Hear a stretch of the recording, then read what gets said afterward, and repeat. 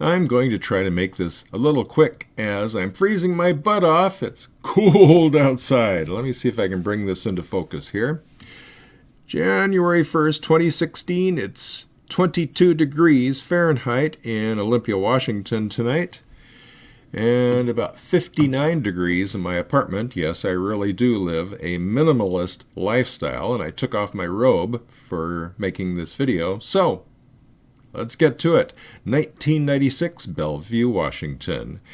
Periodically, someone criticizes us for generalizing about women and feminists. Recently, in a response to an essay critical of the generalizations about male violence, one acquaintance said he thought I should include a disclaimer saying I do not condone wife abuse. Others have complained that defending men automatically makes me anti-female, as though being pro-male and pro-female are mutually exclusive. The irony of these viewpoints, of course, is that every day in hundreds of newspapers and magazine articles and TV and radio shows, reporters and commentators generalize about male violence without apology. No one suggests they need to run disclaimers assuring us they are not anti-male, or that they do not mean to suggest that all men are prone to violence and need to be treated like dangerous animals. There's a simple reason for that. Thanks to the feminist campaign against men, many people do feel that all men should be treated like dangerous animals. Moreover, this prejudice is so pervasive that to argue against it is taken as an indicator of misogyny. Well, in the interest of making our position on these and other issues very clear, we will now offer a blanket disclaimer. Note, I've updated this just a little for 2016. In the future, if you ever read one of my articles or watch one of my videos that leave you wondering, you may refer back to this to find out precisely where we stand. At the Backlash, we oppose all intimate partner violence, all child and elder abuse, sexist stereotypes, lawyers who grow rich from promulgating contentious and drawn-out divorce cases, sexual separatism, sluts of either sex who sleep around and then complain that all members of the opposite sex want only one thing, sluts of either sex who expect their significant other to live up to a higher standard than they do, newspaper reporters who bias their articles on any subject, authors who use facts to stereotype one sex or the other, pundits who profit from perpetuating the gender war, authors who don't index their books. It's easy to do, for heaven's sakes.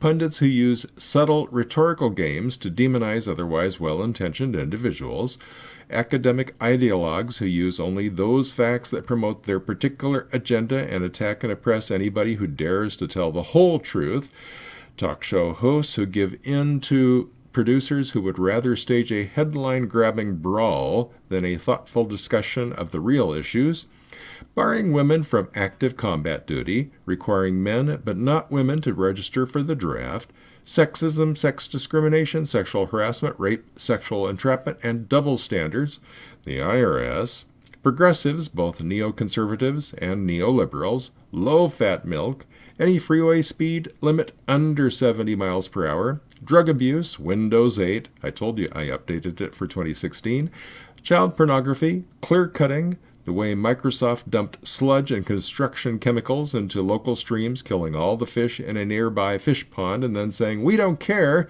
when the owner of the pond complained about it. That was back in the mid-1990s. Federal policies that support archaic and dirty industrial technologies by discouraging new technologies. Snooty Seattle yuppies who did their best to use tax and zoning laws to drive Boeing and the blue-collar middle-class factory workers out of Seattle. Fed Chairman Alan Greenspan's policy, which was inherited by Ben Bernanke, who passed it on to Janet Yellen, based on fear rather than prejudice. Tax deductions for home loans, which helped to fuel the housing bubble. Telephone solicitors, Prozac, Ritalin, spam email. The rampant overuse of antibiotics. FDA opposition to the vitamin and health food industry. Soap operas, calling prose poetry, calling rap music. I'm a big fan of Bruce Willis's movie The Last Boy Scout, in which, in response to the evil villain who said, "I want to see you cry," said, "Play rap music." dance music that consists primarily of drumming, elementary school teachers who do not make their pupils use the dictionary, technical writers, most of whom have yet to demonstrate that they know how to write a computer manual for anyone who is not already an expert, the criminalization of women's breasts, the criminalization of men who stare at women's breasts, attacks on Playboy magazine, this was before they went clothed, the hedonistic Playboy philosophy, perfume, men's and women's. It makes me gag. Wishy-washy politicians who don't have the backbone to say, yes, I inhaled, now get out of my face. Luddites. B.F. Skinner, the war on drugs, a legal system that operates on the golden rule, that is, them who has the gold makes the rules. Civil engineers and architects from California who think they know how to design and construct roads and buildings for rainy Seattle.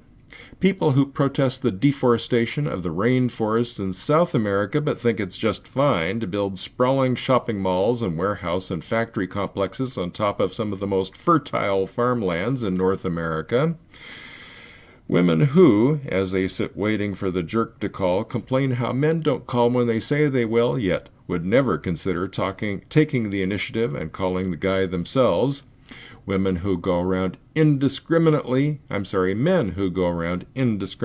hitting on women. Women who date and mate men who go around indiscriminately hitting on women. Chihuahuas and toy poodles, especially toy poodles. Soda pop. People who sit on their butts complaining about how all the fad diets they try to help them lose weight don't work because they can't get up and go to the gym and put a little sweat equity into their physical health. People who think cats and women's are better than dogs and men. People who think dogs and men are better than cats and women. Although I'm beginning to think that MGTOW are right about that. The diamond monopoly. Of all the gemstones, diamonds have the least intrinsic economic value, and yet, thanks to the monopoly, carry the highest market price, sort of like Microsoft software. NAFTA, that's the North American Free Trade Alliance. He may have been a loon, but Perot had it right about that. Michael Kinsley's politics. People who attack Michael Kinsley, the man. People who don't laugh at Bill Clinton's sexual antics. Of course, now with Hillary running for president. People who smoke cigarettes, drink alcohol, and support anti-marijuana laws. Chemical fertilizers. People who would rather try to outlaw chemical fertilizers than to compete in the free market with organically grown foods. Of course, the FDA has been hampering organically grown foods and helping to facilitate chemical fertilizers, so I definitely oppose the FDA. GMOs. Government enforcement of GMO patents on crops that have been contaminated by neighboring GMO farms. Sharing violation messages. Oracle errors. Christian majorities who complain about being persecuted.